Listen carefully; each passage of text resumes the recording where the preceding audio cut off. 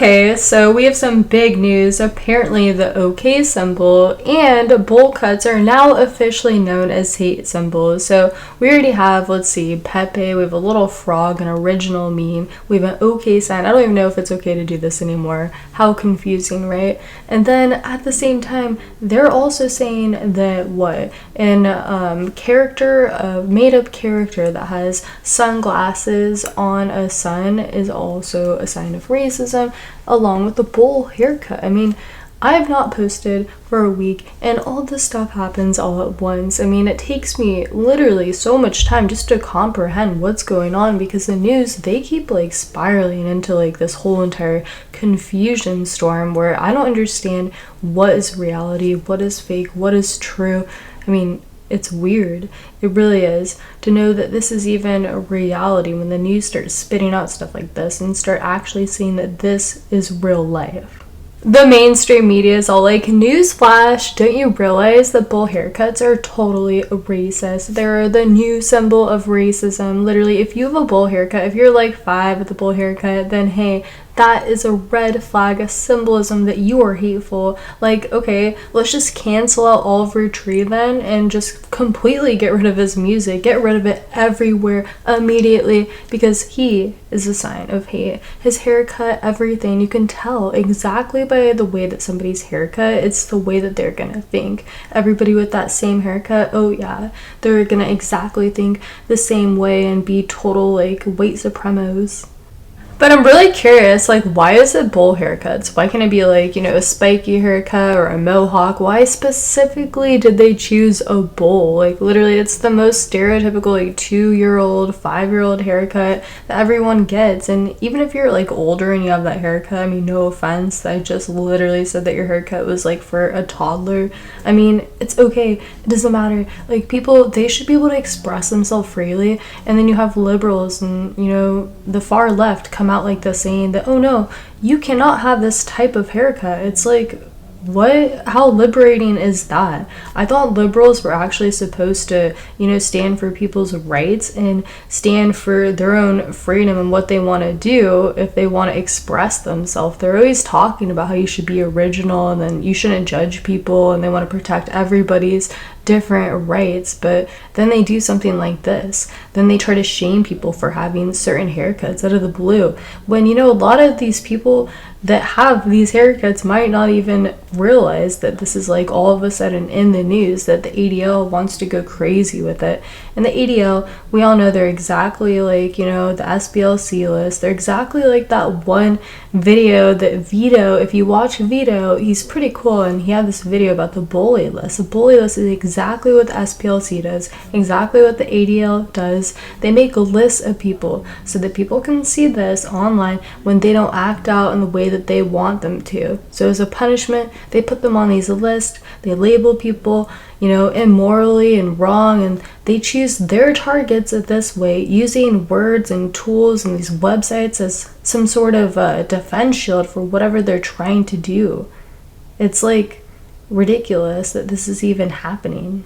Liberals literally today, they're just like, oh my god, I want to save the climate, make more jobs for women, like do all this stupid stuff, and not even care the fact that they're shaming people over their haircuts.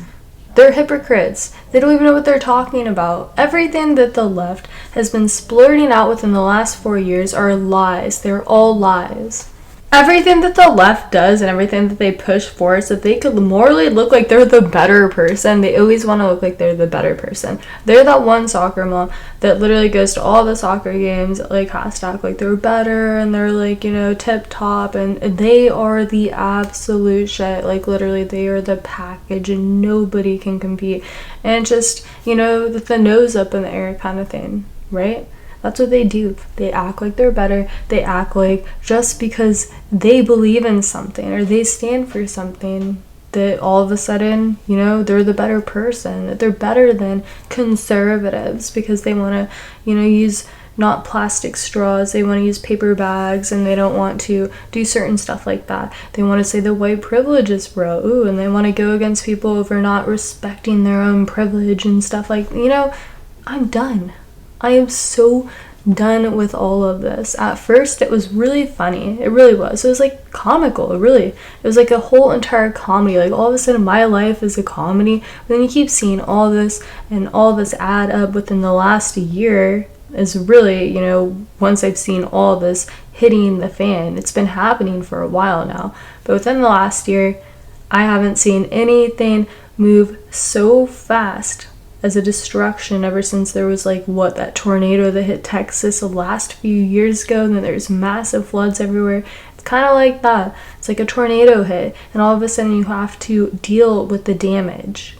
As of right now, to be completely honest, and I'm not joking, the right is 10 times more acceptable to people in their group than the left is. The left is very, very picky in the way you have to be exactly the same. You have to be a gray glob, and you have to think exactly the way the other liberals think to be a part of them. To be a conservative, we accept everybody. We just don't accept you if all of a sudden you're gonna go crazy and say that we have to believe in stuff that we can't even argue back. If you're just gonna say shut up and we're not gonna have a debate properly, then conservatives, they don't like that. But they don't care what race you are. They don't care what haircut you have, what you wear, if you're gay, if you're anything.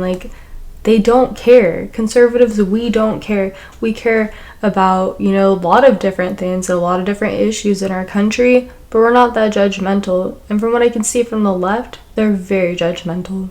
Who would even want to be part of a political group that judges you by your haircut that you have and tells you what kind of haircut you can have, maybe what kind of nail polish you can have, what clothes that you wear, what you can say, how you can think? Who wants that? Who wants to have someone controlling everything that they can say, what they think, how they act? Nobody wants that. People want to have their own freedom to do what they want to do so that they can be creative and they can have a wonderful, beautiful life, and they don't have to worry about little stuff like that. Nobody wants to be controlled completely. I mean, we live in 2019 going on 2020 in the winter. I mean, we're really close, and times are changing so that the individual can have more freedoms and further their independence from their government. And when I see this stuff happening with your haircuts and what you can say and words being banned and certain things that you wear literally can be banned, certain memes that you post with a little frog, I mean, that's going to be taken so serious. And I think that all of this, if you think about it, it could be really funny or you could get mad over it. But really, really being serious and just talking about this, it's nothing that you should be worked up about. I think that there's a lot of very, very serious things that we need to tackle in our country and take care of, like our problem with homelessness, our problem with veterans, what we're going to do about the military. How can we improve our military? What should we do to protect our troops? How can we bring them home a little bit longer? And, how do we deal with stuff like that? What new jobs do we need to make in the marketplace with robotics expanding, with technology expanding? There's a lot to talk about, including oil. I can go on and on, but to be talking about haircuts and the words that we say in a free society, it's a waste of time. It's a waste of time for everybody except for the mainstream media, because they get to make money off of the clicks, off of the stories that they make up. And the more stories that they make up, the more dramatic that it is, the more people want to read it and they want to be entertained by the drama. They know this. That's why they're continuously telling lies. Before I really started getting into the news and reading all that, I would say about 1.5 to 2 years ago, I got addicted to the news. I don't know why. I got really, really into it, where I was reading it every single day. I was reading commentators, I was watching their videos on YouTube, and just reading, I would say, every single article I possibly could absorb like a sponge. I mean, I really liked reading it. But then I started realizing all the lies, all the corruption. And when you realize that, I mean, you can't really go back. So I feel like with the internet right now, there's a lot more lying that can happen because there's more people that can reach out to other people. Therefore, I mean, you had a lot of corruption before, you had lies before for reporting, but, picture that times 20, and that is the result of what's happening right now. People need to, kind of take apart all these lies and show everybody. I mean, really, because if anybody, like, if you want to be scared of them, then they don't care. They want that. They want fear. They want fear. That's why they constantly are talking about things to put us into a scary place in our mindset, to think that, oh no, this is happening, and oh no, the racism in our country, and blah, blah, blah. And you freak out.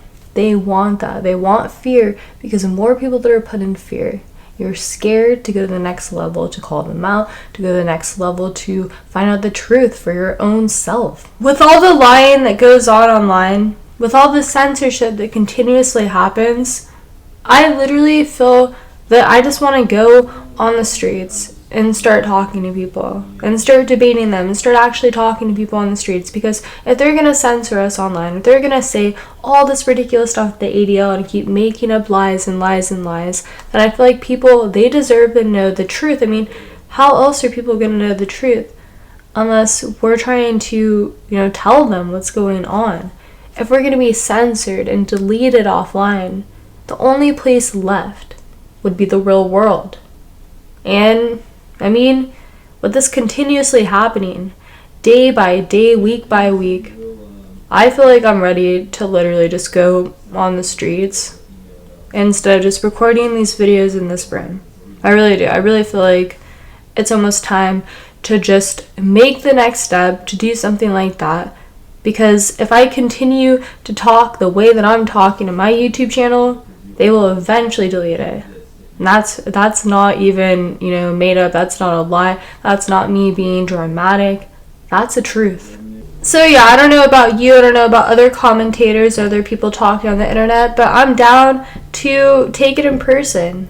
I really am.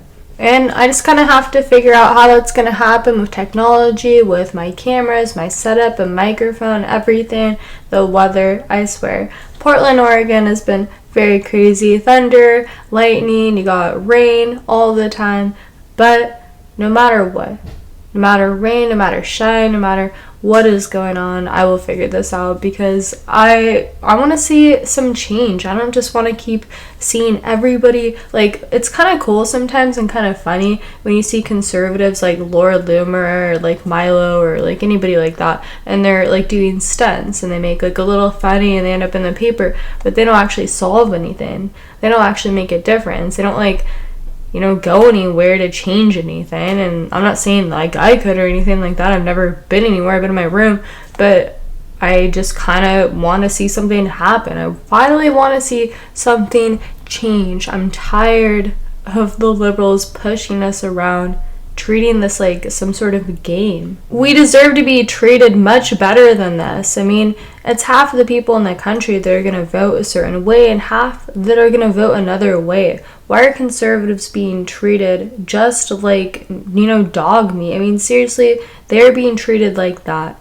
And I think it's ridiculous that if we're going to take this, then it's a waste of our time. We can be trying to make our country better. And if dealing with the liberals like this, dealing with their lies and their smear campaigns that they constantly want to make on us, like, we don't have the time to deal with that. We really don't. We don't have the time. We don't have 1 minute to waste. On that note, though, I'm going to wrap up this video, and if you want to support this channel, you could go to Living Capone at PayPal. So, I mean, really, if you're going to support this channel from here on out, I am working to try to make a difference. I'm not just going to be in my room making videos anymore. It was nice to do that. It was nice to realize what was going on and open myself up to the truth. But now that I realize what's going on, I'm down to take it to the next level. I'm not scared to take it to the next level too.